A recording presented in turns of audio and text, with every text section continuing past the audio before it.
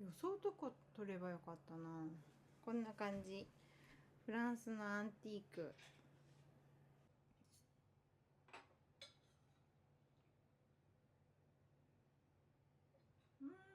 さっぱり。そうしたら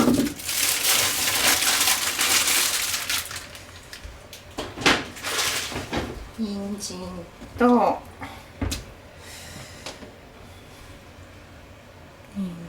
と玉ねぎを剥きます。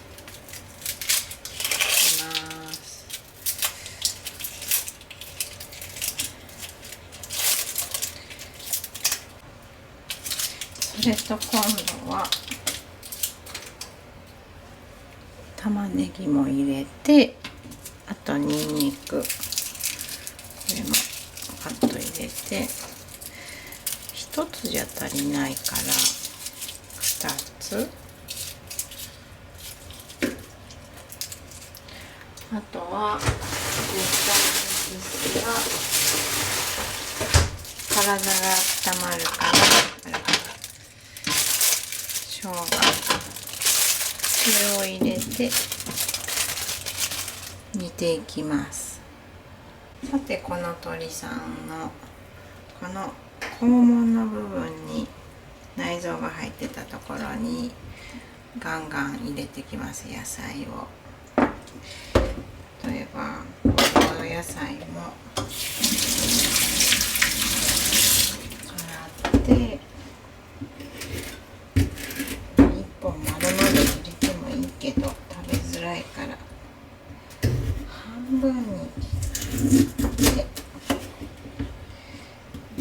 ここを落としちゃう。それでわかりますかね。グロテスクで申し訳ないなって思うけど、これも命をいただいているというお勉強になります。こういう感じでキュッキュッと入れていきます。よいしょ。ごめんよ、美味しく食べるから許してねって言えばいいんじゃないけど、やっぱり気持ちがね、こうパックに入ってる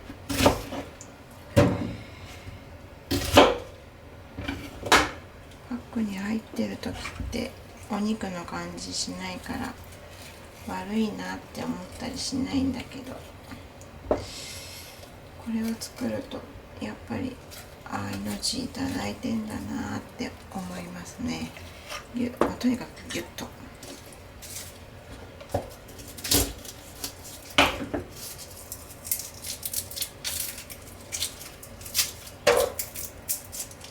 なぜか高いけどニンニクもやっぱり国産の方が美味しくて、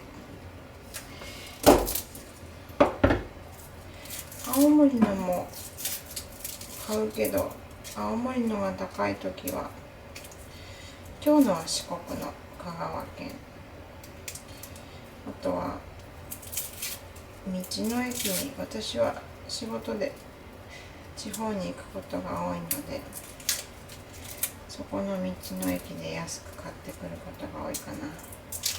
東京でニンニク買うと結構高いのでね。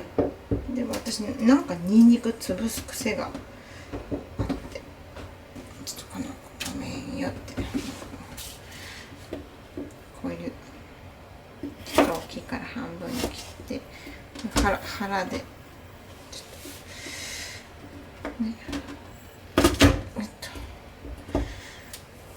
香りが立ちやすいからつい潰します。でまたこの子もお尻の穴からざっざっと入れてきますね。結構入るから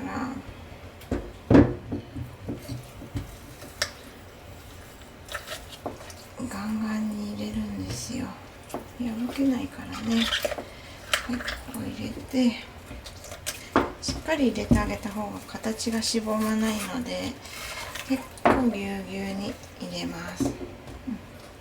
まあ、出てきちゃってもね OK。 今グルーゼンの鍋でめっちゃジャンボサイズだけどオーバルの26に入れて、この安いワインと塩と煮てます。でお肉には塩を塗ってコトコトまた煮るんです。こんなにはみ出てんじゃんって思うじゃん。いいんです。ちょっと見ててください。今度は向きを変えてひっくり返しました。ちょっとグロくてすいません。肛門からお野菜が見えてるの分かりますか？ある程度火入れたらオーブンに入れます。こんな感じで 2,3 時間煮込みます。蓋をして出かけます。見るの忘れてたんですけど、ユッケガレーじゃなくてローリエ入れます。これはフランスの彼の庭から採れた1、2、3個、茶芽を4つ、こんな感じ。一緒に煮た人参をハサミでこんな感じに切って、すいません。こんな風に切って、これも甘くて美味しいから、こ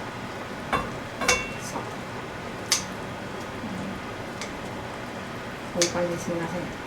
でこういうお肉をホロホロしたのを取ります。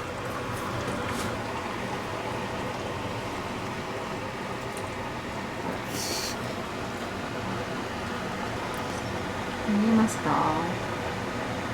一回ひっくり返して、せーのでこっちの方がお肉がうわーいける。でこれをこのお肉の方見て見て見て見て、美味しそうでしょ。こっちの背中の方ぐさぐさぐさっと美味しく食べればいいんだから、見てザー、わかりますか？これをガッと入れます。このね大きいお肉はいっぱい身がついてるからね、こうやって入れます。まあだいたいこうやって切ったらもうこれもハサミでもうホロホロだから、もう一回煮ると、このお玉です。山田さんのお玉、これを使いスープを入れます。で玉ねぎどっか行っちゃったな。もう玉ねぎがホロホロ、あ、ここにあった。見てあみちゃん、取れる？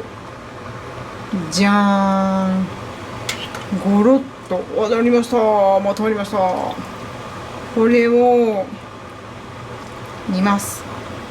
何で煮ますって言えば、ここに生クリーム消費が多くて入れます。さて出来上がりました。予想とか取ればよかったな。こんな感じ。フランスのアンティーク、この2つお気に入りと、いつものアンティークにアンティーク合わせるとちょっとしつこいんだよな。私あんまり好きじゃないで、こうやって作家さんの沖田さんの箸置きとかを置いてテーブルセッティングが多いです。こっちもね、これ可愛いんですよ。なんかね、やっぱりヨーロッパのアンティークって雰囲気があっていいんだよな。伝わりますか？ささささ。それではいただきます。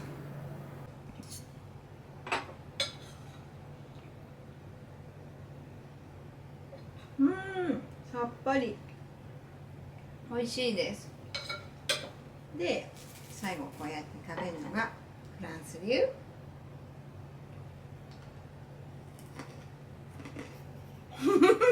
笑うなおしまい。